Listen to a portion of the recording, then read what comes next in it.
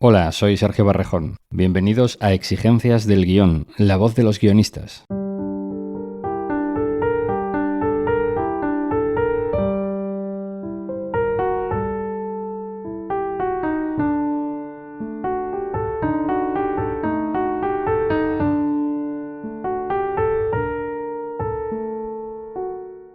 Gaby Ochoa, gracias por volver a Exigencias del Guión para seguir hablando de teatro. Preséntanos, ¿a quién traes hoy? Bueno, pues hoy viene Diana Luque, que es dramaturga, que es profesora de teatro y es traductora teatral, que es algo como muy específico, porque bueno, eres traductora, pero que te has especializado en teatro. Diana, ¿tú eres más de sticomitia o de narraturgia? Bueno, como hemos empezado de verdad en medias res, no he dado ni las buenas tardes, días, noches, lo que sea. Y os quiero agradecer el que me invitéis a estar aquí con vosotros a charlar un ratito sobre teatro. Agradecemos. Bienvenida. Muchas gracias.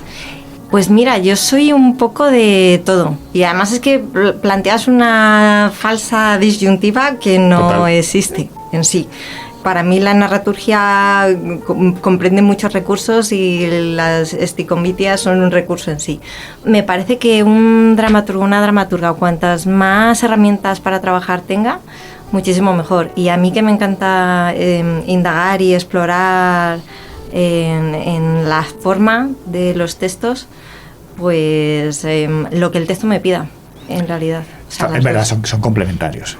Pero es verdad que hay gente que es más de lanzarse al texto y que el texto aguante, que es esa narraturgia de contar mucho.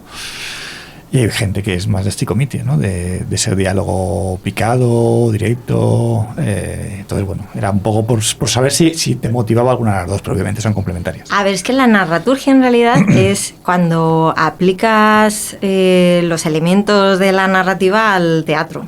Entonces, bueno, claro, por eso son textos más normalmente monólogos, pero a mí ya te digo, me gusta emplear todos los recursos posibles y depende del texto, es que cada texto me pide una cosa, así que yo me quedo con las dos y de hecho si me das una tercera o una cuarta también me la quedo. Eso no se vale. Bueno, pues como Diana dice que es de todo, vamos a empezar un poco cómo son los procesos de escritura cuando trabajas en un texto. ¿Cómo te lo planteas? ¿Qué es lo primero que necesitas o cómo desarrollas? ¿Qué usas? Tanto físicamente como intelectualmente o emocionalmente, ¿no? ¿Cómo te adentras en un texto teatral? Pues mira, para mí lo fundamental siempre a la hora de escribir es tiempo, que parece una tontería, pero no lo es. Sabes que hay muchos escritores que les da miedo esto de la página en blanco. A mí mi terror es no tener tiempo para escribir lo que realmente quiero escribir, porque me suele costar llegar a conseguir aquello que intuyo que quiero escribir y entonces no tener tiempo para por lo menos quedar satisfecha o ver que el texto ha ido cobrando forma realmente es lo que a mí me inquieta. Así que tiempo, y no es fácil de conseguir. Porque bueno, en la precariedad en que vivimos los dramaturgos hacemos más que escribir teatro y con lo cual no tenemos tanto tiempo como nos gustaría para dedicar a los procesos, que yo defiendo mucho los procesos, porque creo que efectivamente los textos se van escribiendo poco a poco y parte de la escritura la hace el propio texto en sí. O sea, yo, fíjate, no soy de estructurar al principio. Muchas veces parto, o por lo menos los procesos que más disfruto, entrañan investigación, un proceso de investigación sobre alguna temática o algún aspecto, generalmente aspectos sociales que a mí me interpelan, me inquietan, y entonces dedico bastante tiempo a lecturas o a bichar en internet sobre cuestiones, bueno, a ir recopilando como un fondo que me vaya generando ideas. Y el proceso de escritura va surgiendo a la par. Y generalmente va surgiendo de una manera bastante desestructurada, porque eso me permite ir encontrando cosas que si estructuro desde un inicio, pues sí, me saldrá una obra muy correcta probablemente, pero igual tengo la impresión de que me pierdo cosas por el camino. O sea que es tiempo, no solamente de escritura, sino también tiempo de pensamiento y tiempo de investigación, ¿no? Efectivamente. Es un tiempo que se divide en tres partes, ¿no? No, en realidad no se divide eso. Bueno, se divide, claro. Sí. Es que funcionan todas a la vez. A mí me sucede que cuando estoy en un proceso, incluso cuando llevo días sin poder dedicarle tiempo de escritura propiamente a ese proceso, yo estoy en proceso, con lo cual digamos que la lectura del mundo está atravesada por ese proceso en el que estoy. Y cosas que de otro modo no me llamarían la atención, como puede ser una conversación en la calle o cualquier otro libro relacionado con, o una anécdota que te cuentan, de repente pasa por ese filtro que estás construyendo y de alguna manera es como un mundo que se va armando en la cabeza y en la pantalla del ordenador. ¿Y te pones límites? Digo, límites temporales, límites de temáticas, límites de... Vienen impuestos al final por otros compromisos. O por el propio compromiso del texto, porque bueno, si es un texto que estás escribiendo con un plazo determinado o porque hay un estreno o por lo que sea, bueno, pues los procesos también tienen su tiempo, entonces de manera natural también se agotan y piden ser cerrados. Has hablado un poco de eso, de que, bueno, que es un encargo, que trabajas con una compañía, porque tú has trabajado con diversas compañías en las que de alguna manera hay una estructura ya clara. A lo mejor tú no estructuras el texto, pero sí estructuras actores, a personajes, estructuras hacia algún lugar, ¿no? ¿Cómo es esa estructura? Explícanos un poco cómo es ese proceso. Bueno, cada proceso es distinto. Y además es que yo parto de la teoría que hay tantas maneras de escribir o más maneras de escribir que obras posibles, porque es verdad que cada obra te va pidiendo. Entonces, depende de lo que demande en ese momento la compañía, depende del material con el que esté trabajando. Y hay muchos procesos que he disfrutado mucho que partían de la propia creación escénica, que eso es maravilloso, porque el texto está vivísimo cuando trabajas así. Entonces, en ese sentido, pues bueno, cuentas con los propios plazos que te impone el proceso, el ensayo, ¿no? Y efectivamente, los ensayos, el estreno y demás. Entonces el ensayo de alguna manera para ti es vivo, ¿no? Quiere decir que si se sale de la creación, tú estás en ese... O sea, ¿cómo trabajas el proceso de un texto cuando es en ensayos y de verdad estás trabajando con la compañía? Estás allí presente, entiendo. A mí me gusta siempre... Yo es que en mi caso se da una situación particular, pero siempre que he podido me gusta estar presente en los ensayos. Porque para mí es un lugar en el que se aprende muchísimo sobre el texto. Y en el que se aprende muchísimo sobre el medio teatral en sí, que yo creo que un dramaturgo, cuanto más conozca el trabajo del resto de compañeros y compañeras, más entiende los procesos teatrales y más fácil luego resulta la comunicación con todo el equipo.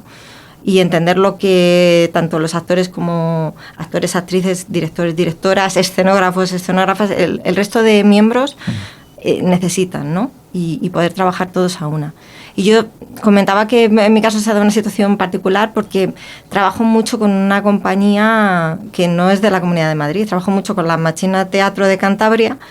Y bueno, lo que se ha generado a lo largo ya de más de una década es una confianza plena y absoluta y una manera de entendernos que enseguida sabemos transmitirnos las necesidades, ¿no? Que ahí está esa cosa que decía de colectivo, que a lo mejor incluso emerge la idea de ellos o de ese proceso de ensayos o que tú vas allí para verlo, ¿cómo es ese?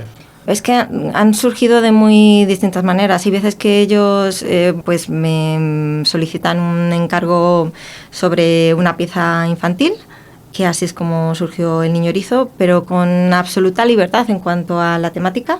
El único condicionante eran, bueno, un actor y una actriz. Entonces, bueno, otras compañías, pues igual, casi siempre son limitaciones que tienen que ver con la producción, obviamente. De todas maneras, yo también... X número de actores... Sí, ¿no? Pero yo también juego con eso, porque, por ejemplo, El Niño Erizo son 8 personajes y son 2 actores. Y entonces, claro, al principio me querían matar, porque el trabajo que hay de cambio de vestuario es bueno, hay una función ahí detrás de entre patas, pero bueno. Y luego, después de ese proceso, porque en verdad que justamente normalmente el proceso de la escritura teatral, la dramaturgia, es un proceso que se hace previo a los ensayos. A veces es verdad, y como tú comentas, estás en los ensayos, pero luego ya llega el estreno, y hay veces incluso que se publica, ¿no? No sé si amplías, modificas, cambias esos textos, cómo trabajas cuando has publicado, porque siempre es un proceso que a veces está con el estreno o con la lectura dramatizada, y luego justamente no es el texto final, porque el texto final se ha modificado. ¿Cuál es ese proceso? Porque también es un proceso interesante, ¿no? Sí, lo ideal entiendo que sería publicar un texto que has podido probar, que ha pasado ya por el filtro de un estreno y que sabes que se sostiene solito, ¿no? pero no siempre ocurre así. Y muchas veces, de hecho, publicas un texto que no ha tenido ocasión de estrenarse y bueno, y en ese caso pues entiendo que tiene que tener una consistencia, bueno, para mí también, en el caso de que es un texto para estrenar, para mí tiene que tener un valor también literario, tiene que tener una consistencia como literatura dramática, tener esta capacidad, pero ojo, sin esta cosa de grandilocuente de la literatura, no, o sea, entendiendo que no deja de ser un material que tiene que haber un respeto hacia la palabra y hacia que la lectura tiene que ser gustosa también, ¿no? Y por supuesto es un texto escrito para teatro. Entonces, yo también he escrito, por ejemplo, una de las obras que he escrito, Puto Barrio, la concebí como una partitura escénica. Y es una apuesta a que quien lo quiera llevar a escena haga su propia dramaturgia sobre el texto, como de hecho ha pasado. Entonces, bueno, yo creo que al final el texto forma parte de algo mucho mayor y también tiene que ser flexible, poroso en muchos sentidos. Te adaptas un poco al proceso, ¿no? De alguna manera. Me adapto al proceso, o cuando no hay proceso, pues realmente escribo lo que quiero, ¿no? Está muy bien. Vale, hablaremos ahora después de las obras y de qué temáticas, pero bueno, ahora... Un momento, yo antes es que se me ha quedado en la cabeza un comentario que has hecho, que es que parte de la escritura la hace el propio texto, cosa que me parece tremendamente conveniente, sobre todo cuando va con prisas, ¿no? Yo a veces me acuesto por la noche, cierro el portátil y sueño que al día siguiente, cuando lo abra, habrá 2 escenas nuevas que los duendes han escrito, pero nunca ocurre. Entonces, ¿me puedes explicar cómo haces para que el texto se escriba a sí mismo? A ver, lo que quiero decir con esto es que cuando tú estás generando una obra dramática, entiendo que en guión pasa lo mismo, y seguro que esta experiencia sí la has tenido, tú estás intentando encontrar, solventar algo, estás atascado con algo, una escena que no puedes solventar, y realmente la solución ya la habías vertido en el texto antes, en algo que dice un personaje, en algo que a priori parecía que no tenía, era casi anecdótico, no tenía importancia, y tú estás buscando fuera del texto cuando en realidad la clave la habías depositado ya en el texto. Lo que haces es hacia atrás para leer. No, es un proceso casi natural. Yo creo que forma parte de la magia de la escritura, que realmente la sensación que tengo es como que las piezas van encajando poco a poco, y hay un momento en que la pieza hace clic. Sí, tal cual. Es como que tú has dibujado en la escena 3 una llave, no sabes muy bien por qué, y en la escena 8 dibujas una cerradura y dices, espérate, coge la llave de la 3 y abre la puerta, ¿no? Eso es. No sé si es demasiada metáfora aquí, pero bueno. Y me pasa también a veces que los personajes se ponen a hablar por su cuenta, dicen cosas que yo jamás les habría hecho decir, y de hecho dicen cosas mucho mejores de las que se me habrían ocurrido a mí. No siempre pasa, desgraciadamente, pero cuando ocurre dices, oye, pues no sé quién está haciendo esto, no soy yo, pero gracias, ¿no? A mí me pasa, y por eso digo que la obra se construye solita, porque se construye solita, pero te tienes que poner a trabajar, ojo. A ver qué se parece esto. No vamos a caer en ingenuidades. Que no. Oye, ¿dónde se hace eso? Que dónde se dan esas pastillas. No caigamos en ingenuidades. Lo decía Picasso, ¿no? Si viene la inspiración que me pillo trabajando, claro. Pues esto mismo, ¿no? La obra se construye sola, pero porque tú estás construyendo un mundo que al final acaba teniendo una coherencia propia. Entonces los personajes se van armando y van teniendo cierta coherencia, aunque nunca un personaje es lo que quizás la gente que no se dedica a la profesión, pues, a un personaje, ¿no? Y se imagina al actor que interpreta a... No, tú estás generando una serie de rasgos, pero de repente pues hay una reacción de un personaje o algo que dice un personaje que igual tú nunca habrías pensado, pero es que el personaje, ¿por qué no va a decir eso, no? Estas salidas que tienen los personajes complejos que son maravillosos, ¿no? ¿Y por qué no va a tener esta salida de tono? ¿O por qué no va a tener...? Si eso es lo que enriquece el personaje. Uh-huh. Bueno, hecho este... Sí, se lo he iniciado como una tontería, pero la pregunta era en serio, ¿eh? Sí, es pero... mi carácter, no quiero evitarlo. Y gracias por el ejemplo, porque es muy elocuente, es que efectivamente a eso me refiero. Vamos a entrar en esa segunda parte que hablábamos de, bueno, como eres traductora teatral, yo creo que es interesante un poco ahondar, porque, bueno, lo primero es que eres traductora, pero en este caso inglés, tú eres filóloga, ¿no?, de filología inglesa, y has traducido a autores y autoras muy reconocidos, ¿no? No voy a hablar de Shakespeare, porque has hecho versiones de Shakespeare, pero David Hare, Marina Carr, Martin McDonagh. ¿Qué es lo primero que te fijas a la hora de... O sea, antes de traducir? Es decir, ¿cómo fijas tú el proceso que va a ser la traducción, obviamente, al castellano? Mira, yo lo primero que intento hacer siempre es empaparme del autor o de la autora. Intentar leer lo más que pueda que haya escrito este autor o autora para conocer el tipo de universos que suele crear. Porque es verdad que, bueno, dentro de que cada obra es distinta, pero sí que es cierto que cuanto más conoces el estilo del autor o de la autora, más, no sé si fácil, pero bueno, digamos que por lo menos tienes la sensación de que te estás moviendo con algunas certezas. Eso es lo primero que hago. Y luego, algo que disfruto muchísimo es cuando traduzco más de una obra de un autor o de una autora. Porque reconoces ya muchas cosas y vas con ciertas, no sé, falsas seguridades quizás, pero digamos que te estás moviendo en arenas que son un poquito menos movedizas. Que conoces un poco más. Hay un idiolecto que ha creado ya el propio autor y tú dices, vale, ya lo empiezo a entender. Efectivamente. Y ya lo que es maravilloso es cuando tienes acceso al autor o a la autora y tienes que consultarle cosas muy concretas, que hay veces que son cuestiones bien importantes como el título. Ajá, claro. Voy a dar un ejemplo porque si no va a parecer como aquí Diana Luque se inventa... No. Por ejemplo, hace un par de años traduje una obra de una autora norirlandesa que se llama Abby Spallen. El título original es Pump Girl y la traducción literal sería La chica del surtidor de la gasolinera. Uh-huh. Entonces, claro, es un título que en castellano, ¿qué haces? La chica del surtidor. No, lo lógico, creo que una traducción que se puede entender sería La chica de la gasolinera. Bueno, pues en este caso, afortunadamente, tuve acceso a la autora y le expliqué lo que sucedía y lo entendió perfectamente, y con su venia el título es ese y, por supuesto, consta así en la publicación. Cuando pasan estas cosas, pues es estupendo, claro, porque lo necesitas. En realidad hay cosas que tienes que tienes que consultar. Ahí ya está muy bien eso que comentas, ¿no? Que primero, a lo mejor la primera no, pero si haces dos es mucho más porque entiendes, y si aparte puedes hablar con la persona es mirar sobre hijuelas, ¿no? Sobre el proceso.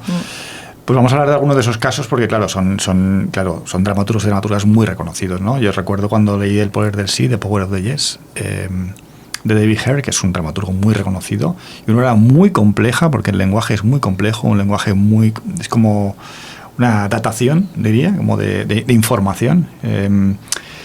¿Cómo desmenuzas un lenguaje tan prolijo como el de David Hare, ¿no? ¿Cómo desarrollas cuando tienes que traducir, cuando tienes que llevarlo a nuestro territorio? Bueno, voy a contar la anécdota que no todo el mundo la sabe. Creo que la sabe la gente nada más de la revista Primer Acto donde se publicó, que es que fue un encargo que me llegó a ultimísima hora. Y bueno, fue un encargo que le hicieron inicialmente a Carla Matteini cuando estaba ya muy malita, con lo cual ella intentó sostener el encargo hasta que se dio cuenta que no lo podía realizar, y a mí me avisaron 10 días antes del plazo de entrega. Dije que sí porque tampoco había tenido ocasión de leer la obra, y cuando leí la obra esa misma noche me quise pegar un tiro porque no lo hago nunca. Yo siempre leo, pero como era una cosa tan inmediata y me pedían un favor, y bueno, es una revista que, bueno, ahora formo parte del consejo de redacción, entonces no, y es Primer Acto, y cómo vas a decir que no, habiéndote explicado esta circunstancia, ¿no? Y el caso es que, claro, la revista tenía que maquetarse y era imprenta, y habían dejado el hueco y entonces lo necesitaban en 10 días. Y claro, cuando leo el texto en inglés, el problema no era el lenguaje de David Hare, el problema es que habla sobre la crisis económica del 2008, explica la crisis económica del 2008, hay hay toda una terminología financiera que yo desconozco, y tengo que hacer un proceso vertiginoso de, pues eso, primero entender lo que ha pasado, que ahora soy capaz de explicar perfectamente lo que pasó con la crisis financiera, y entendí perfectamente lo que pasó con la crisis financiera, pero tuve que hacer un trabajo muy arduo, y finalmente lo que sucedió fue que al tiempo que yo estaba traduciendo, obviamente Ángela Moleón se cubrió las espaldas y tenía otro texto en la recámara por si acaso yo no llegaba. Yo llegué, pero aún así publicaron el otro texto y es una cosa que en el momento dices, yo he estado aquí encerrada traduciendo, pero en realidad ha sido algo que ha favorecido el texto, porque yo luego tuve ocasión de volver sobre el texto, pulir muchos aspectos que no había podido pulir. La traducción ahora es mucho más rica, creo que es mucho más orgánica. Yo tuve ocasión de volver sobre el texto y disfrutarlo. No se publicó en el siguiente número. Y se publicó en el siguiente número. Y ahora eres broker y experta en finanzas, además. Sí, totalmente. Claro, yo pues después de ese encargo, que es muy complicado, porque es verdad que el texto es como un prolijo de información, es como datos, y yo dije, ostras, qué complicado, ¿no? Luego es verdad que eres especialista en teatro irlandés, y en concreto has traducido a un dramaturgo que es muy conocido, porque se ha hecho posteriormente muy conocido como cineasta, que es Martin McDonagh, ¿no? En este caso la obra, ¿cómo se llama? El hombre de la almohada, ¿es? He traducido La reina de la belleza de Linan y El hombre de la almohada. El almohada, eso, el hombre de la almohada. ¿Qué tiene interés y complicación el teatro de Martin McDonagh? Porque, claro, McDonagh también es prolijo en otro sentido. Es decir, es perturbador, diría yo. La palabra sería perturbadora. Aquellos que vengan del ámbito cinematográfico y han visto Escondidos en brujas, Tres anuncios en la carretera o Almas en pena en Irishen, entenderán perfectamente lo que digo, ¿no? Sí, a mí es que me encanta McDonagh, como dramaturgo y como guionista. Me parece que tiene una capacidad de escritura brutal, porque es verdad que su primera obra teatral escribió en 9 días, La reina de la belleza de Linan, y creo que varias de las películas también las ha escrito en tiempo récord, otras no, por ejemplo la de Las almas en pena no está confirmado, pero formaría parte de la segunda trilogía dramática que escribió, la última obra que no llegó a estrenar nunca porque no estaba muy contenta con ella, se llamaba así. Y al parecer ha cambiado completamente el argumento, lo ha reescrito completamente. Y bueno, y ha hecho esta maravilla de película que hizo hace un par de años. A mí es que me gustan mucho los universos que crea Martin McDonagh y me encanta el juego que hace con el lenguaje. Bueno, a mí es que hay algo en los autores irlandeses que me fascinan, pero es que también hay autores irlandeses y autoras que dan muchísimo juego y que trabajan mucho con el lenguaje. Y en el caso de Martin McDonagh es que él ha generado un lenguaje propio, porque él viene muy influenciado por el cine de Scorsese, entre otras cosas, y él quería también generar su propio lenguaje. Y para desprenderse de sus influencias, él lo que hizo fue precisamente voy a generar yo un lenguaje mío. Y entonces recordaba la sonoridad de cuando él iba a Irlanda de pequeño, el lenguaje que se hablaba en Irlanda. El hiberno-inglés son diversos dialectos, pero él tampoco escribe en hiberno-inglés. Él lo que hace es que, digamos, que toma la estructura del hiberno-inglés, que lo que hace normalmente anticipa el complemento circunstancial. Esto parece una clase de lengua, pero no lo es. Y lo que hace es que crea un lenguaje con unas inflexiones propias, una sonoridad propia, se inventa palabras, utiliza palabras que sí que son irlandesas, otras se las inventa, algunas ya están en desuso. Entonces, hace una cosa tan rica con el lenguaje que resulta fascinante. ¿Y cómo lo traduces esto? Pues mira... con mucha paciencia, imagino, pero... No, y con mucho gusto también. Y sobre todo diciendo las frases. Y yo lo del tema de la sonoridad, que además es que luego es una cosa que tengo que agradecer a muchos autores, el hecho de generarme a mí tanta conciencia con la sonoridad de las frases, las inflexiones de las frases, el tener presente, porque claro, cuando uno traduce teatro, lo que todo el mundo asume es, bueno, tú tienes que traducir algo que luego suene orgánico en escena, ¿no? Porque es un lenguaje que está dicho. Ya, pero es que las obras de Martin McDonagh en escena, en Irlanda, cuando se hacen en el inglés de Martin McDonagh, tampoco son orgánicas como es el lenguaje de alguien que habla en la calle. Entonces eso lo tienes que tener en cuenta. Hay un trabajo siempre con el lenguaje de... no sé, intentar encontrar cuáles son las claves. Es complejo, al final también luego depende mucho del trabajo de los actores, ¿no? Hombre, por supuesto, sí, claro. Y ya por cerrar este apartado de traducción, que es muy interesante porque justamente, claro, tú has traducido, sí, claro, has hecho incluso también una traducción de un texto de Shakespeare, que obviamente ha sido traducido en múltiples versiones, pero bueno, en tu caso... la que yo recuerdo es Noche de Reyes, ¿no?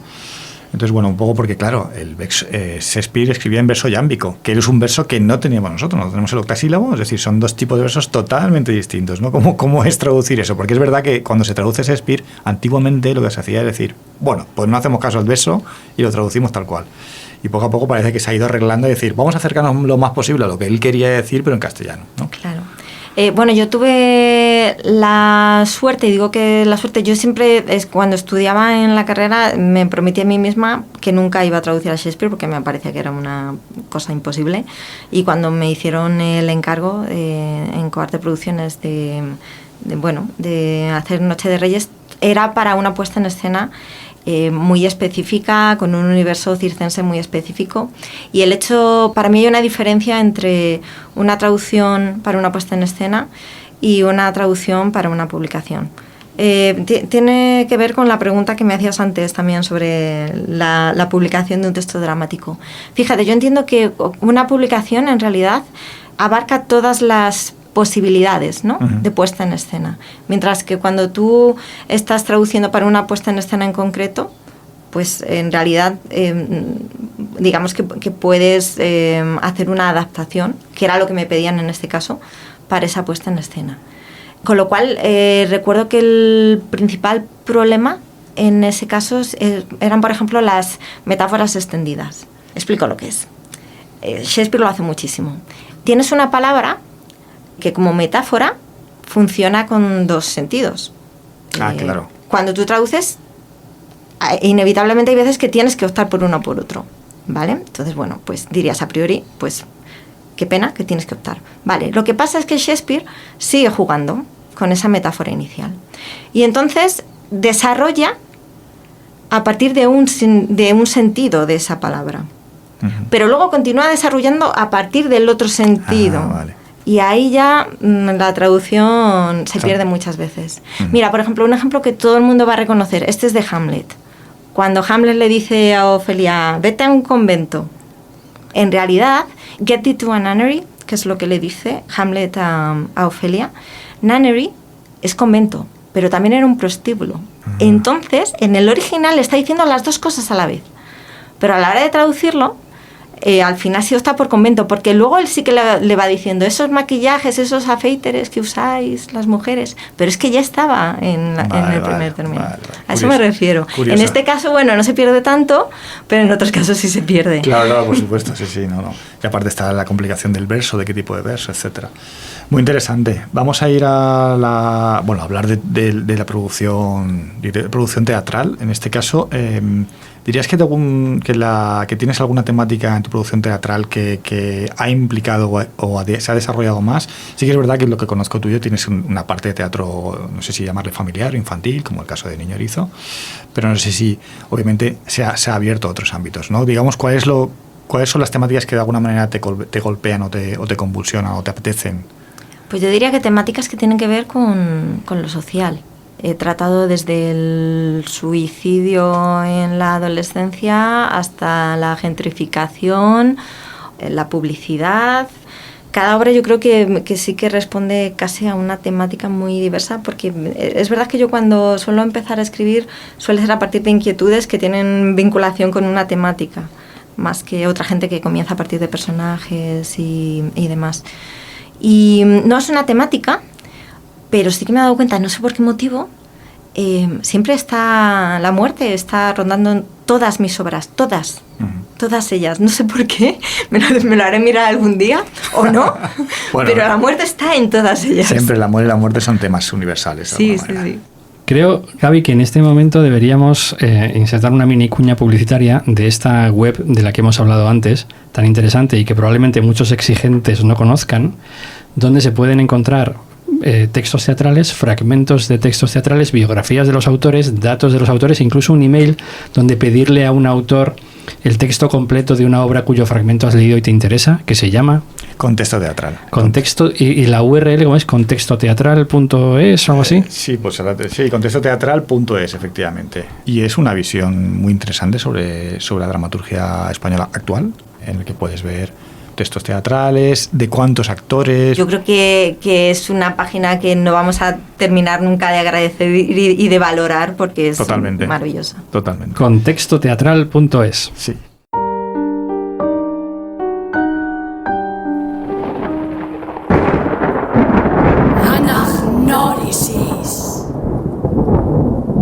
Hemos hablado de lo divino y lo humano, pero vamos a hablar un poco de la realidad. Vamos a bajar al terreno, ¿no? Que es hablamos de dinero y hablamos de precariedad, ¿no? Porque los dramaturgos y dramaturgas y los traductores también cobramos, ¿no?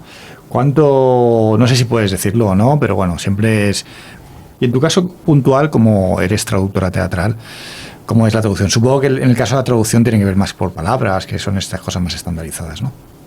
Pues mira, yo creo que ya simplemente el hecho de que me hagas la pregunta nos debe hacernos reflexionar sobre la pertinencia de la propia pregunta, el por qué se está haciendo esta pregunta.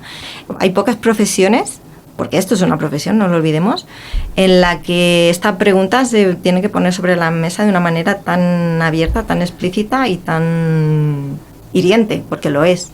Yo puedo lanzar otra pregunta a tu pregunta, que es ¿cuántos dramaturgos o dramaturgas conocemos que vivan exclusivamente de la escritura teatral?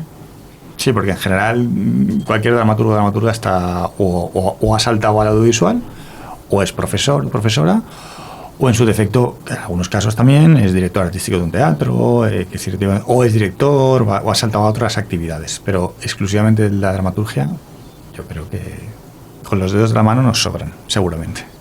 Claro, y debemos tener en cuenta que esto es una profesión, que nosotros estamos dados de alta en autónomos, que pagamos impuestos a Hacienda igual que cualquier otra profesión. Entonces, algo hemos hecho mal o algo seguimos haciendo mal y probablemente, y esto fíjate, es una conversación que mantuve con Félix Esteire hace más de una década y a menudo me acuerdo de esta conversación porque él insistía... Seguirá en el mismo punto la conversación, seguro. Sí, sigue, porque él insistía, es que claro, no somos sindicato. Entonces, a la hora también de, primero, nos cuesta aunarnos para demandar algo, pero es que tampoco tenemos la capacidad de hacerlo. Y yo creo que ahí empieza el mayor problema. Y luego, bueno, también es cierto que no sé quién tendría la capacidad realmente de empezar a entender que el trabajo de autoría tiene que estar reconocido con un sueldo digno. En muchos casos incluso con un contrato, o sea, ya una cosa tan básica y fundamental como entender que hay que hacer un contrato, que en ocasiones he tenido yo, pero tanto en el ámbito de la traducción como en el ámbito de la autoría, que elaborar yo misma el contrato. Hay algo que a mí me duele mucho de este país. Fíjate, el hecho de traducir textos me pone en contacto con otras culturas. Y quizás España es el país en el que menos se está valorando la autoría teatral. Y no tenemos nada que envidiar a otras culturas europeas. Creo que hay que empezar por ahí, por valorar el trabajo. Y bueno, me consta que hay un trabajo que se está haciendo. Hace poco, el año pasado, se publicó el Manual de Buenas Prácticas en relación con la dramaturgia. Sí. Bueno, la Asociación Catalana de Dramaturgia, la Asociación de las Islas Baleares también de Dramaturgia, la Asociación Valenciana de Escritores, la gallega, la de la región de Murcia, en fin, me parece que son compañeros y compañeras que se han sentado a elaborar un manual con unas cuestiones mínimas, pero que es que eran mínimas y son mínimas, pero son necesarias y nadie se había sentado a hacerlo. Entonces yo creo que va por ahí la cuestión. Y luego también hay algo que a mí me resulta inconcebible, que es, que tampoco hacemos que el teatro llegue de una manera asequible al público. Y sí que el público está interesado en el teatro. Cuando piensas en el precio de las entradas en un teatro con subvención pública, del nivel que sea, estatal, regional, bueno, pues entiendes que en realidad lo público pues no es asequible para todos tampoco. Entonces, bueno, creo que hay mucho por hacer. Y en el caso, porque creo que es diferente, y si hay alguien que nos esté oyendo que quiera dedicarse a la traducción teatral, supongo que ahí tiene que ver ya más con el tema de palabras, cómo se cobra como traductor. Sí, generalmente o cobras por palabras o cobras por páginas. generalmente en el tema de la traducción. Y las traducciones suelen tener unos precios... la Comisión Europea establece unos precios que suele ser quizás la tabla así base que suelen tener. Lamentablemente la traducción de inglés a español y de español a inglés no es la que mejor se paga. Ah, ¿no? No, porque se van a pagar siempre mejor otros lenguajes que están menos difundidos, ¿no? Ah, vale. Claro. Porque es más complicado. Bueno, porque hay menos traductores. Ajá, vale. También. Y luego también es cierto que una cosa, o sea, en las traducciones también es distinto una traducción técnica que una traducción literaria. Las traducciones literarias se cobran un poquito más. Bueno, pues porque se entiende que hay también una elaboración lingüística. Lo que pasa es que muchas veces también vas a precio cerrado, ¿eh? Y a partir de ahí negocias y te dejan. Que esa es otra. Claro.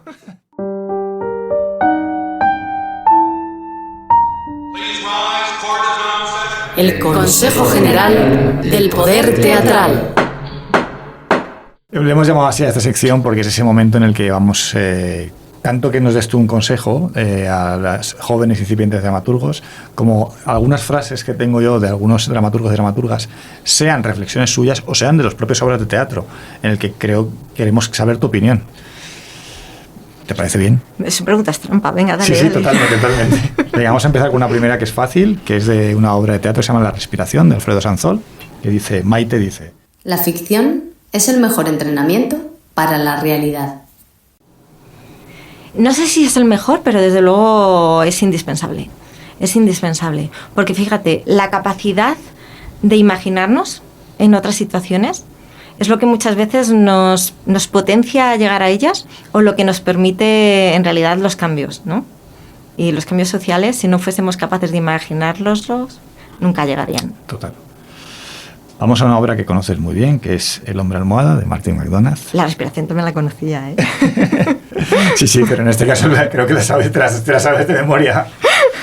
Detesto cualquier escrito que sea, incluso vagamente, autobiográfico.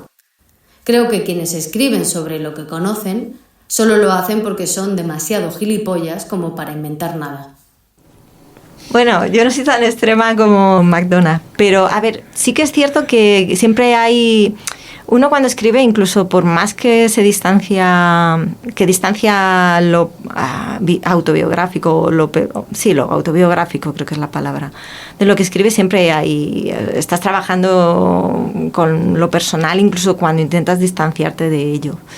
Luego se ha puesto de moda, tanto aquí como en muchos países, el biodrama, la autoficción, que bueno, es casi lo opuesto al biodrama.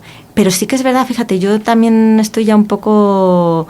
Bueno, quiero ver otro tipo de propuestas. Ya he visto mucho biodrama, me parece que tiene un interés, me parece que el trabajar dando visibilidad, por ejemplo, a otras profesiones y dar voz a gente que no es profesional escénico, sino que precisamente te está hablando de la experiencia propia, ¿no? A partir de lo social, de las vivencias, creo que es rico hasta cierto punto, pero creo que como todo en esta vida, pues al final la fórmula se desgasta. Y lo mismo con la autoficción. Creo que se han hecho muchas cosas muy ricas, muy sugerentes, pero también creo que el teatro peca un poco de autoría que se mira un poco el ombligo demasiado, con todo el respeto. Pero creo que cuando uno hace teatro también lo que intenta es establecer un vínculo con la audiencia. O sea, ¿no? Estamos aquí constituidos en una asamblea, estamos hablando de una comunidad, no del ego y del hedonismo y no sé. Pues vamos a la última, esta pelín más poética, que es Así que pasen 5 años, Federico García Lorca, y el joven dice... De pronto, mientras subía la escalera, vinieron a mi memoria todas las canciones que había olvidado y las quería cantar todas a la vez. Aplicado al teatro. Bueno, como quieras tú, a la vida. Sí que eran preguntas trampa. Haz una postilla a Lorca. ¿Qué le dices a Lorca? Claro, bueno, si yo he empezado diciendo que quería todos los recursos, ¿cómo voy a decir lo contrario ahora? Claro, sí, hay que tener uno la capacidad de saber cuándo toca cada canción, quizás, ¿no? Pero qué rico poder cantarlas todas, por ejemplo. Bueno, es muy poético. Y esta ya tenía trampa. Y Diana Luque, ¿qué consejo general del poder teatral nos diría o nos daría? No sé si los consejos se dan o si se aprenden. Por experiencia propia yo diría que esto del teatro es una carrera de fondo. Mucha paciencia, mucho ánimo, mucho disfrute. Sí, vamos a disfrutar esto, que los malos ratos no nos los va a quitar nadie, desgraciadamente, pero vamos a disfrutar, que también hay momentos bonitos, ¿no? En esta, que yo creo que de hecho es lo que nos mantiene, ¿no? En este batillaje teatrero.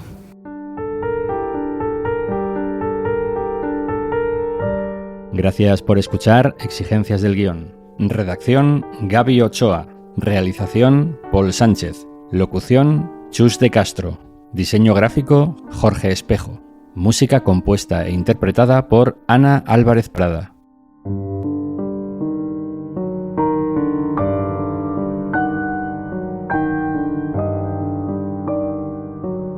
Puedes contactar con nosotros en el teléfono de España 613 00 6650 o en el email podcast@exigencias.es.